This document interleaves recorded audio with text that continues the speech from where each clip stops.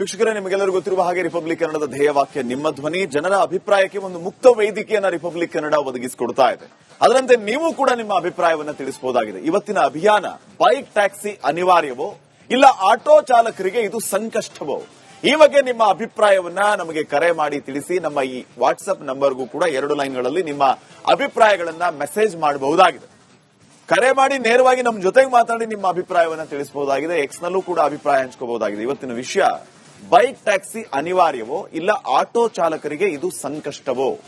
ಈ ವಿಚಾರದ ಬಗ್ಗೆ ಸರ್ಕಾರ ಮಾಡಬೇಕಾಗಿರೋದೇನು? ಈ ಸಂದರ್ಭದಲ್ಲಿ ಯಾವ ರೀತಿಯ ನಿರ್ಧಾರಗಳನ್ನು ತೆಗೆದುಕೋಬೇಕು? ಈ ಬಗ್ಗೆ ನಿಮ್ಮ ಅಭಿಪ್ರಾಯಗಳನ್ನ, ಅನಿಸಿಕೆಗಳನ್ನ ಹಂಚ್ಕೊಳ್ಳಿ. ಹೊನ್ನಾವರದಿಂದ ನಾಗರಾಜ್ ಅಂತ ಫಸ್ಟ್ ಕಾಲರ್ ರೆಡಿ ಇದ್ದಾರೆ. ನಮಸ್ಕಾರ ನಾಗರಾಜ್ ಅವರೇ. ನಾಗರಾಜ್ ಅವರೇ ನಮಸ್ಕಾರ. ಧ್ವನಿ ಕೇಳಿಸ್ತಾ ಇದೆಯಾ?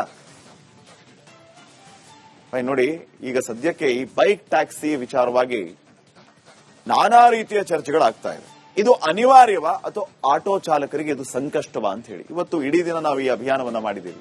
ಹಲವರು ತಮ್ಮ ಅಭಿಪ್ರಾಯವನ್ನ ವ್ಯಕ್ತಪಡಿಸ್ತಾ ಇರುವಂತಹ ಸಂದರ್ಭದಲ್ಲಿ ಹೇಳಿದ್ದೇನು ಅಂತಂದ್ರೆ, ಆಟೋ ಚಾಲಕರು ಕೆಲವರು ಒಂದ್ ಕಡೆ ಏನ್ ಮಾಡ್ತಾರೆ ಅಂತಂದ್ರೆ ಮೀಟರೇ ಹಾಕೋದಿಲ್ಲ, ಡಬಲ್ ದುಡ್ಡು ಕೇಳ್ತಾರೆ, ಸಂಧಿಗೊಂದಿಯಲ್ಲಿ ಬರಲ್ಲ, ಅವ್ರಿಗೆ ಮೇನ್ ರೋಡೇ ಬೇಕು. ಹಿಂಗಾಗಿ ನಮಗ್ ಬೈಕ್ ಟ್ಯಾಕ್ಸಿ ಆದ್ರೆ ತುಂಬಾ ಒಳ್ಳೇದು ಅಂತ ಹೇಳ್ತಾ ಇದ್ದಾರೆ. ಆಟೋ ಚಾಲಕರು ಕೂಡ ಫೋನ್ ಮಾಡಿದ್ರು. ಬೈಕ್ ಟ್ಯಾಕ್ಸಿ ಇದು ಎಷ್ಟರ ಮಟ್ಟಿಗೆ ಸರಿ ಅನ್ನುವಂತ ಪ್ರಶ್ನೆಯನ್ನ ಮಾಡ್ತಾ ಇದ್ದಾರೆ. ಆಟೋದಿಂದ ನಮ್ಮ ಜೀವನ ನಡೆಯುತ್ತೆ, ನಾವು ಜೀವನ ಮಾಡೋದು ಬೇಡವಾ? ಸರ್ಕಾರ ಆ ರೀತಿ ಏನಾದ್ರೂ ನಾವು ತಪ್ಪಾಗಿ ನಡ್ಕೊಂಡಿದ್ರೆ ನಮ್ಮ ಮೇಲೆ ಕ್ರಮ ತಗೊಳ್ಳಿ ಅನ್ನುವಂತ ಮಾತನ್ನು ಕೂಡ ಅವ್ರು ಹೇಳ್ತಾ ಇದ್ದಾರೆ. ಬೆಂಗಳೂರಿಂದ ಫಸ್ಟ್ ಕಾಲರ್ ರೆಡಿ ಇದ್ದಾರೆ. ನಮಸ್ಕಾರ ಸರ್. ನಮಸ್ಕಾರ. ಧ್ವನಿ ಕೇಳಿಸ್ತಾ ಇದೆಯಾ? ಸರ್ ನಮಸ್ಕಾರ. ತಮ್ಮ ಹೆಸರು? ವಿಜಯ್ ಕುಮಾರ್ ಪಾಟೀಲ್ ಅಂತ. ಎಸ್, ಹೇಳಿ ಸರ್, ನಿಮ್ಮ ಅಭಿಪ್ರಾಯ ತಿಳಿಸಿ. ಸರ್, ಬೈಕ್ ಟ್ಯಾಕ್ಸಿ ಅನಿವಾರ್ಯ ಅಲ್ಲ. ಆಟೋದವರು ಪಾಪ ಬಡವರು ಇದ್ದಾರೆ, ಮಧ್ಯಮದವರು ಇದ್ದಾರೆ. ಬಟ್ ಒಂದ್ ವಿಷಯ ಏನಂದ್ರೆ ಆಟೋ ಸೇಫ್ಟಿ. ಮೊನ್ನೆ ಅದು ಇದು ಆಗಿದೆ ಅಂತ ಏನೋ ಆಕ್ಸಿಡೆಂಟ್ ಅಂತ ನಾವು ಹೇಳ್ತಾ ಇಲ್ಲ. ಆಟೋದವರು ಕೆಲವೊಂದು ತಪ್ಪಿದೆ, ಬಿಲ್ ಜಾಸ್ತಿ ವಸೂಲ್ ಮಾಡ್ತಾರೆ ಅಂತ ನನಗೂ ಅನುಭವ ಆಗಿದೆ. ನಾನು ಒಬ್ಬ ವಾಹನ ಚಾಲಕನೇ, ಕಾರ್ ವಾಹನ ಚಾಲಕ.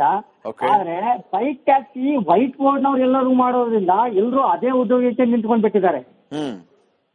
ಇವಾಗ ನನ್ನ ಎಕ್ಸ್ಪೀರಿಯನ್ಸ್ ಪ್ರಕಾರ ನಮ್ಮ ಆಫೀಸ್ ನಲ್ಲೇ ಮಾಡೋ ಜನ 1 ಲಕ್ಷ ಸಂಬಳ ತಗೊಳ್ಳೋರು ಸಾಯಂಕಾಲ 5 ಗಂಟೆ ಡ್ಯೂಟಿ ಮುಗಿಸಿ ರಾತ್ರಿ 9 ಅದನ್ನೇ ಮಾಡ್ತಾ ಇದ್ದಾರೆ. ಮಾಡ್ಬೇಕು ಹೇಳಿ, ಎಲ್ಲಿ ಹೋಗ್ಬೇಕು ಆಟೋದವರು? ಇದು ಒಂದು. ಆಟೋದವರು ಅದನ್ನೇ ನಂಬ್ಕೊಂಡು EMI ಕಟ್ಕೊಂಡು ಹೆಂಡ್ರು ಮಕ್ಕಳು ತಂದೆ ತಾಯಿ ಸಾಕಿ ಎಲ್ಲ ಮಾಡೋವಷ್ಟಿಗೆ ಸಾಕಾಗೋಗಿರುತ್ತೆ. ಬೆಂಗಳೂರಲ್ಲಿ ನಾವು ಬೆಳಗಾಂ ದೊರಪಟ್ಟಿಲಿ ಸೆಟ್ಲ್ ಆಗಿದ್ದೀವಿ. ಒಟ್ಟಿಗೆ ಬೈಕ್ ಟ್ಯಾಕ್ಸಿ ಬೇಡ ಅಂತ ನನ್ನ ಅಭಿಪ್ರಾಯ. Yes, thank you Vijay Kumar ಅವರೇ ಕರೆ ಮಾಡಿ ಅಭಿಪ್ರಾಯ ತಿಳಿಸಿದ್ದಕ್ಕೆ. ಬೆಳಗಾವಿ ಅಂತ ಹೇಳಿ, ಬೆಳಗಾಂ ಅಂತ ಯಾಕೆ ಹೇಳ್ತೀರಿ? ಬೆಳಗಾವಿ, ಕನ್ನಡದ ಬೆಳಗಾವಿ. ಫೈನ್. ಮಹೇಶ್ ಅಂತ ಕರೆ ಮಾಡಿದ್ರು ವಿಜಯಪುರದಿಂದ. ಮಹೇಶ್ ಅವರ ನಮಸ್ಕಾರ. ನಮಸ್ಕಾರ ಸರ್. ಎಸ್, ತಮ್ಮ ಅಭಿಪ್ರಾಯ ಸರ್? ಟ್ಯಾಕ್ಸಿ ಅನಿವಾರ್ಯವೋ ಅಥವಾ ಆಟೋ ಚಾಲಕರಿಗೆ ಸಂಕಷ್ಟವೋ? ಇದ್ರೆ ಒಳ್ಳೇದು ಸರ್. ಬೈಕ್ ಟ್ಯಾಕ್ಸಿ ಇದ್ರೆ ಒಳ್ಳೇದು. ಹೆಂಗ್ ಒಳ್ಳೇದು ಅಂತ ಒಂದ್ ಸ್ವಲ್ಪ ಎಕ್ಸ್ಪ್ಲೇನ್ ಮಾಡಬಹುದಾ? ನಿಮ್ಮ ಅಭಿಪ್ರಾಯ ತಿಳಿಸಿ. ಹೆಂಗ್ ಒಳ್ಳೇದು? ನಮಗೆ ಇಬ್ರು ಹೋಗ್ಲಿಕ್ಕೆ ಆಟೋ ಒಳ್ಳೇದು, ಒಬ್ಬರಿಗೆ ಕಂಫರ್ಟೇಬಲ್ ನಮಗೆ ಬೈಕ್. ಮತ್ತೆ ರೇಟು ಡಬಲ್ ಆಗತ್ತೆ ಆಟೋಗೆ. ಮತ್ತೆ ಅವ್ರು ನಮ್ಗೆ ಹೇಳ್ದಂಗ್ ಬರಲ್ಲ, ಮೀಟರ್ ಹಾಕಂಗಿಲ್ಲ, ಅವ್ರು ಹೇಳಿದ್ದೆ ಕೊಡ್ಬೇಕು. ಬೈಕಲ್ಲಿ ಆಗಲ್ಲ. ಅದಕ್ಕೆ ಇಬ್ಬರಾದ್ರೆ ಆಟೋದಲ್ಲಿ ಹೋಗ್ಬೋದು. ನಮಗೆ ಒಬ್ಬರಿಗೆ ಹೋಗ್ಲಿಕ್ಕೆ ಬೈಕ್ ಟ್ಯಾಕ್ಸಿ ಈಸಿ ಅಲ್ವಾ, ಹೋಗ್ಲಿಕ್ಕೂ ಈಸಿ ಆಗತ್ತೆ. Okay, fine. Thank you Mahesh ಅವರೇ ಕರೆ ಮಾಡಿ ಅಭಿಪ್ರಾಯ ತಿಳಿಸಿದ್ದಕ್ಕೆ ಧನ್ಯವಾದ.